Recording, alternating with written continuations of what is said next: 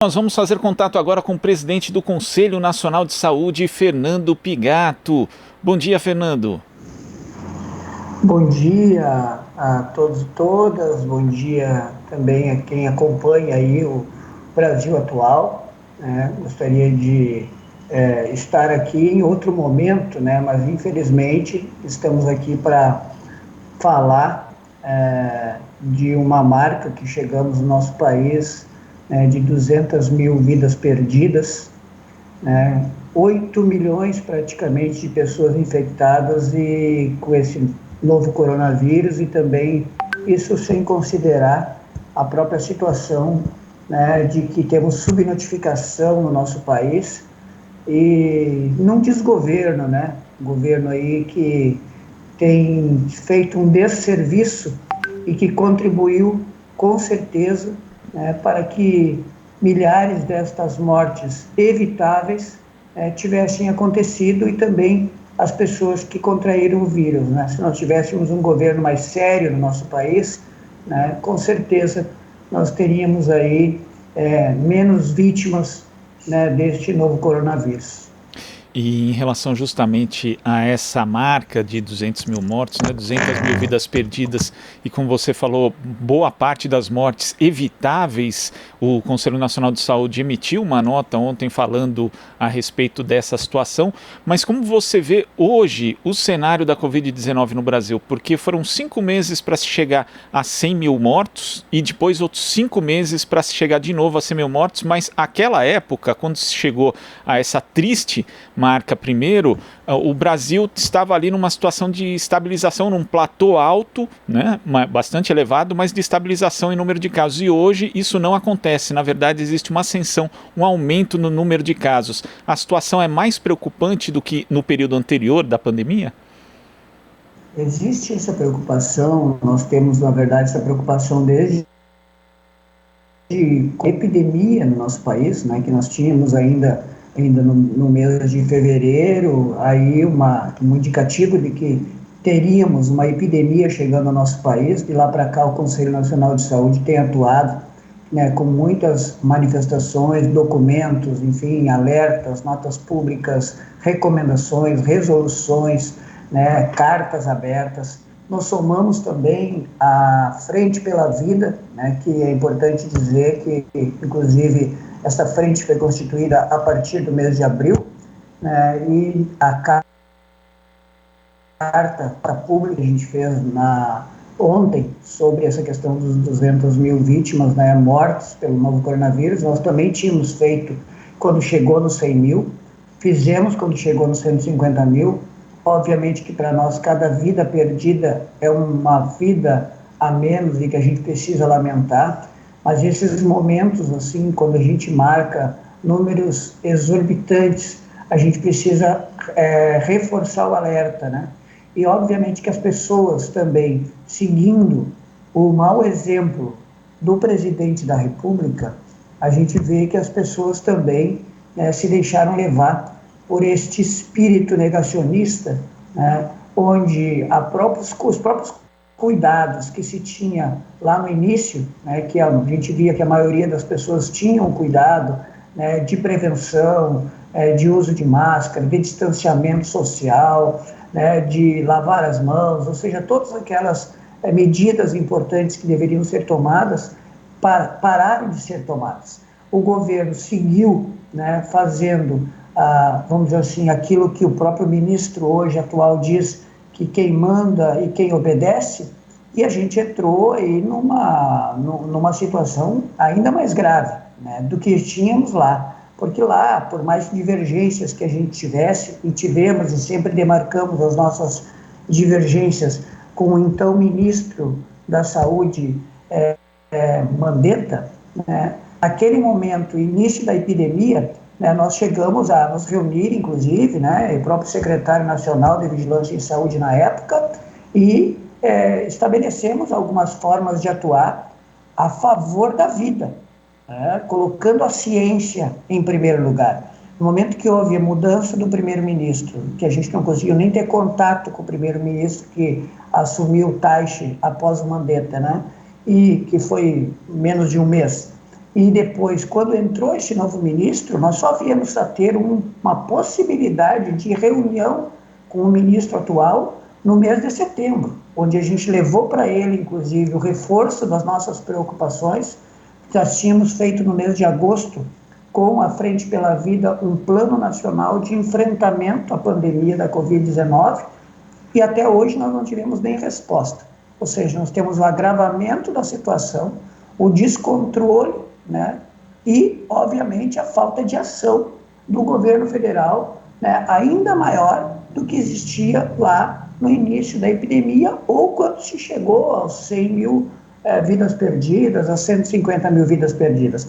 Agora, o que parece, está havendo uma corrida, né, sobre essa questão da vacina para não ficar para trás, né, porque, obviamente, que também tem uma disputa política colocada, mas todos os alertas que nós fazíamos desde lá do início, que precisava ter um plano de enfrentamento, e principalmente no mês de agosto, quando nós apresentamos a proposta de plano de enfrentamento, onde falávamos da vacinação, né, já era para ter tido tomado medidas e, infelizmente, essas medidas não foram tomadas e agora está se correndo atrás, né, daquilo que devia ter sido feito lá quando era o momento de se fazer, com planejamento. A gente acredita que hoje as coisas estão se dando muito no improviso, né? Inclusive o próprio Plano Nacional, né, de Vacinação, que foi apresentado no mês de dezembro, foi com pressão, a pressão que nós, da sociedade civil, fizemos, que as organizações, né, da sociedade como um todo fizeram, que o Congresso Nacional, que o próprio Supremo Tribunal Federal fez, que exigiu que fosse apresentado o plano. Nós tivemos, inclusive, a possibilidade de reunir, né, ainda no mês de dezembro, com o atual secretário nacional de Vigilância em Saúde, onde nós colocamos, no dia que foi lançado o plano foi lançado de manhã, e nós estávamos em reunião da mesa diretora do Conselho, na parte da tarde, reunimos com o secretário, já estava agendada essa reunião, e colocamos para ele que nós iríamos analisar o plano e iríamos, obviamente, colocar as nossas opiniões, como fizemos ainda no mês de dezembro, uma recomendação do Conselho Nacional de Saúde, com vários pontos que não constavam do plano apresentado pelo governo e que nós apresentamos enquanto Conselho Nacional de Saúde para que este plano, então, seja aperfeiçoado, né, e possa, obviamente, garantir a vacinação para toda a população brasileira ainda no ano de 2021. Fernando, como você apontou, o governo brasileiro tem evidentes falhas de planejamento em relação à aplicação das vacinas contra a Covid-19, né? Nós tivemos ontem um anúncio dos resultados da fase 3 da Coronavac aqui em São Paulo, de eficácia de 78%, mas já vemos algumas prefeituras tomando iniciativas, tentando fechar acordos com o Instituto Butantan. O Ministério da Saúde anunciou um contrato de 100 milhões de doses, mas qual o risco que a gente tem de repente, nesse contexto da distribuição da vacina, um governo do estado fechar um contrato, prefeituras fecharem, a gente não ter uma coordenação nacional para a distribuição das vacinas aqui no Brasil, Fernando? É muito preocupante. A gente, desde o início, como eu já falei, a gente defendeu, né, uma atuação coordenada a nível nacional. Por quê? Porque, obviamente, que os estados e os municípios, junto com a União, precisam enfrentar os problemas. O próprio Sistema Único de Saúde, né, é um sistema da República, né, da Federação Brasileira. E, portanto, o seu alicerce, inclusive, está nos municípios. É o que explica, inclusive, nós não estarmos numa situação pior, né? Este espraiamento, como se diz, né, do Sistema Único de Saúde na base da sociedade, nos territórios, né, nas comunidades, fez com que, inclusive, a situação fosse enfrentada, né, de uma forma mais eficiente. Nós, obviamente, que por falta de termos uma coordenação nacional, sempre, né, o governo federal, o presidente da República, fez questão de empurrar a responsabilidade, né, de não assumir as suas responsabilidades. E, obviamente, que foi importante que, inclusive, os estados e os municípios pudessem ter a possibilidade de tomar iniciativas. Porque se não tivesse a possibilidade dos estados e municípios tomar iniciativa diante de uma omissão do governo federal, nós teríamos vivendo um caos no nosso país. né? Provavelmente já teríamos passado aí os Estados Unidos, né? Como o nosso presidente aí da República gosta muito de copiar os Estados Unidos, gosta muito de seguir o que o presidente atual dos Estados Unidos faz. Eu acho que poderia ser uma meta, inclusive, do atual presidente, né? Nós temos mais mortos no Brasil do que nos Estados Unidos. Então, esse assumir, vamos dizer assim, de ações por parte dos governos estaduais e dos governos municipais ajudou a enfrentar a situação. Mas mesmo assim a gente não desistiu de insistir para que existisse um plano nacional coordenado pelo governo federal e pelo Ministério da Saúde. Aliás, lutamos por mais recursos para o SUS durante o ano de 2020.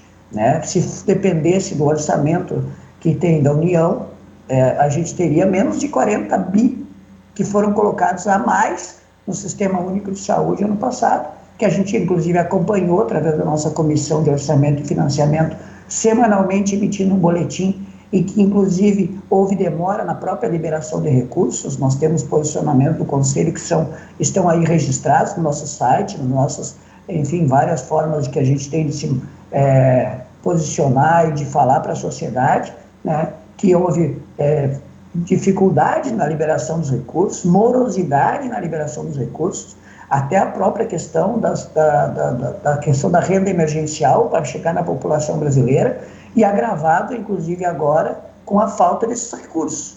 Né? Terminou a questão do auxílio emergencial, os recursos não estão garantidos a mais para o SUS esse ano. O SUS pode perder mais de 40 bilhões de reais esse ano em relação a 2020, o que para nós é uma preocupação, tanto que a gente tem uma petição pública, né, exigindo a revogação da emenda constitucional 95, mas exigindo também a manutenção do piso emergencial que foi colocado em 2020 para o ano de 2021. Isso a gente quer que seja aprovado na LOA, que não foi votada pelo Congresso ainda no final de 2020, vai ser votado na volta do recesso. A gente vai seguir essa mobilização, mas nós precisamos, paralelo a exigir essa coordenação nacional, também apoiar, obviamente, as iniciativas dos estados e municípios.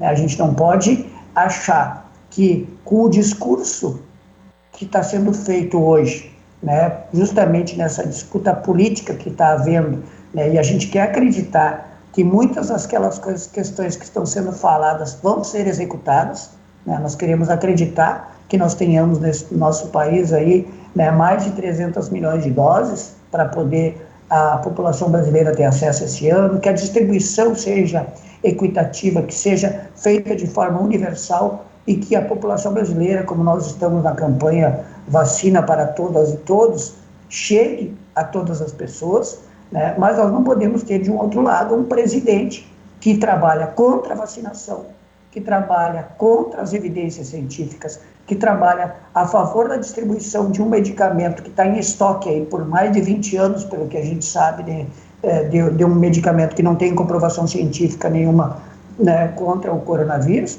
de um presidente que não usa máscara, incentiva o não uso de máscara, que incentiva aglomerações e participa de aglomerações, porque é um sabotador, né, do enfrentamento à pandemia, um sabotador do Sistema Único de Saúde. E o que a gente sabe que muitas vezes está por trás disso, né, é o próprio sucateamento do SUS para poder achar uma forma de entregar o sistema público para a iniciativa privada. Aliás, é um outro problema que a gente se manifestou aí, juntamente com a Frente pela Vida, que é essa questão da mercantilização da vacina.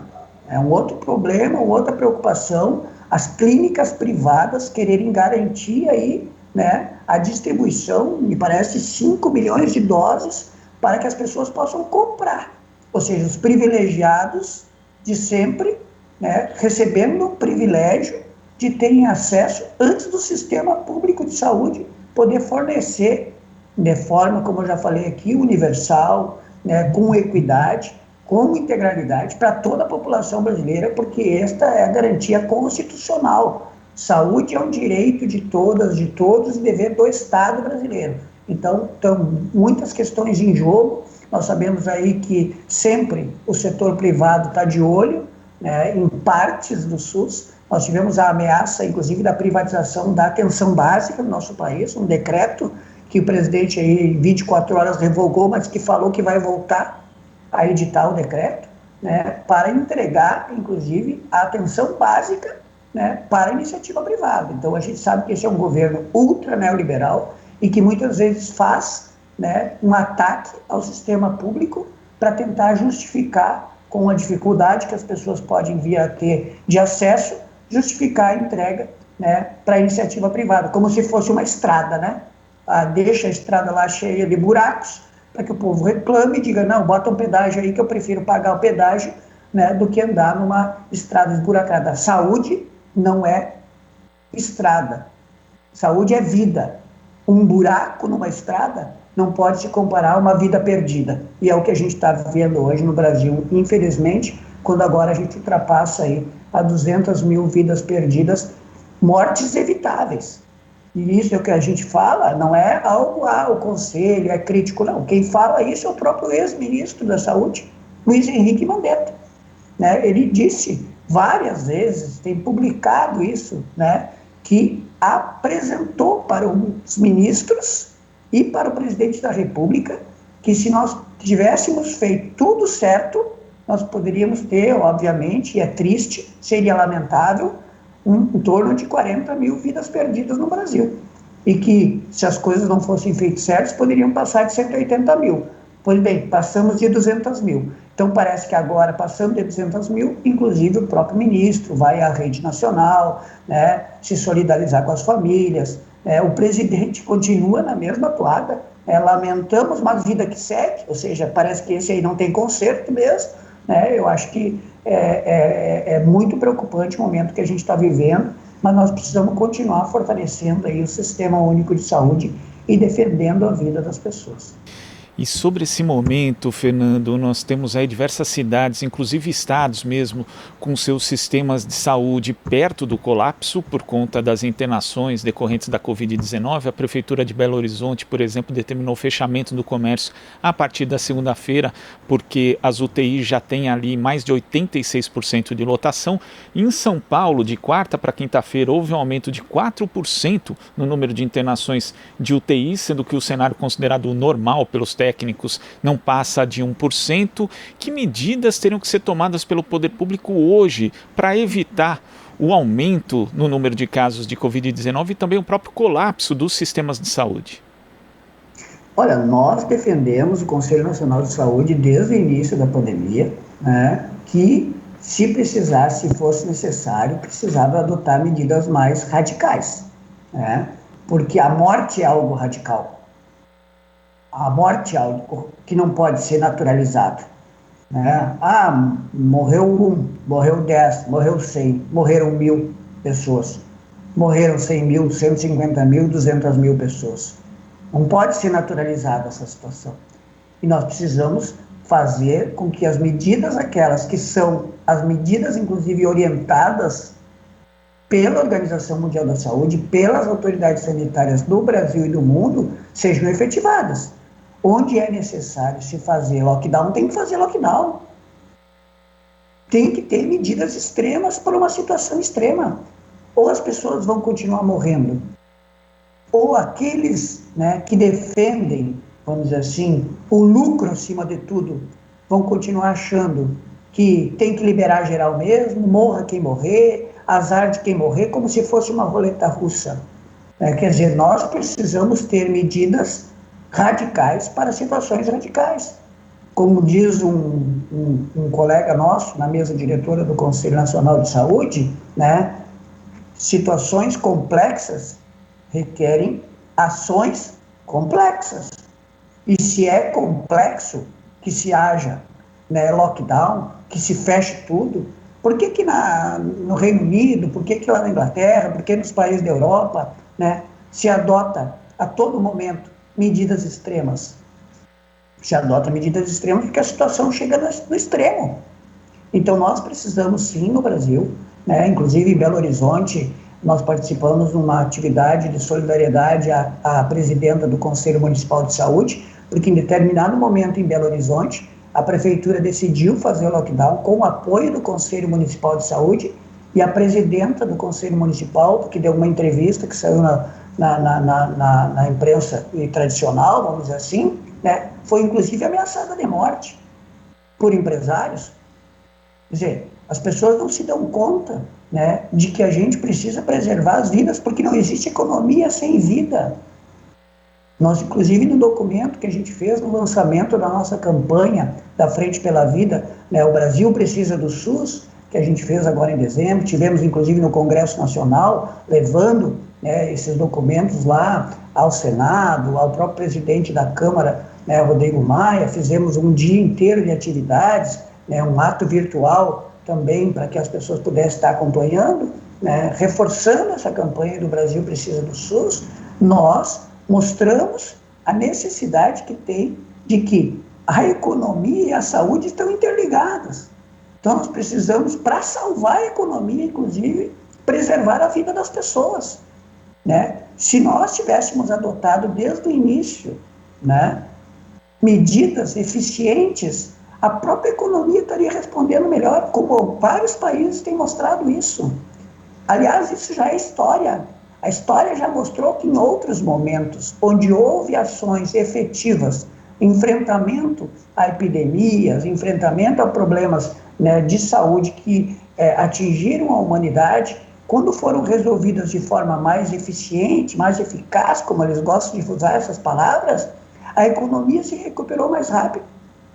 E aqui no Brasil, parece que as autoridades, principalmente da Presidência da República, né, fazem tudo ao contrário, fazem tudo às avessas. Por isso que quando a gente diz que é um projeto de morte que está em curso no nosso país, né, nos parece que é esta a intenção, a intenção de um presidente que sempre disse, né, que gosta de, inclusive, de vangloriar-se, né, da ditadura militar, né, que gosta de elogiar torturadores, né, de que na ditadura militar se matou pouca gente, que devia ter matado mais de 30 mil. Qual é a meta do presidente da República para a Covid-19? Quantas mortes é a sua meta? Quantas pessoas o presidente da República acha que tem que ser mortas pelo Covid-19 no nosso país? Quer dizer, é uma situação realmente, né, que nós estamos vivendo um limite, né? Então, as iniciativas no âmbito dos estados, no âmbito dos municípios, precisam ser, né, fortes, precisam ser medidas que tenham resultado, que preserve a vida das pessoas. Então, nós já colocamos isso, fizemos várias ações aí no Conselho Nacional, né, da Frente pela Vida, onde nós reforçamos, inclusive, medidas como lockdown para poder preservar a vida das pessoas e a própria economia, né? Porque sem pessoas não há economia. Sem vida não há economia. E como você bem pontuou, Fernando, quando se fala em medidas radicais, radical, na verdade, é a morte. Fernando, eu queria agradecer muito a sua participação aqui no Jornal Brasil Atual. Até a próxima.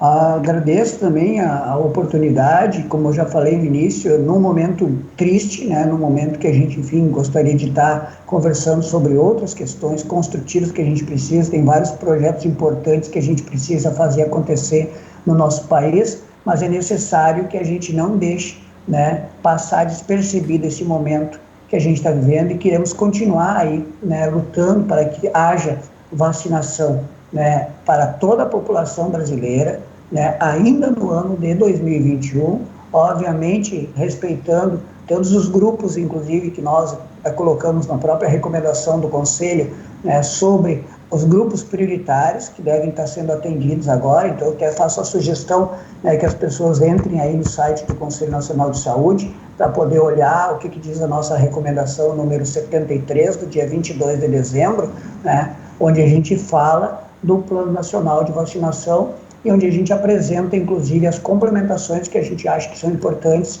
e necessárias para que alguns outros grupos prioritários sejam atendidos, né, primeiramente, né, e que a gente possa aí ter vida plena para toda a população brasileira. Muito obrigado aí, um forte abraços a todas e todos. Nós que agradecemos, conversamos aqui com o presidente do Conselho Nacional de Saúde, Fernando Pigato. Aqui você ouve as notícias que os outros não dão. Jornal Brasil Atual.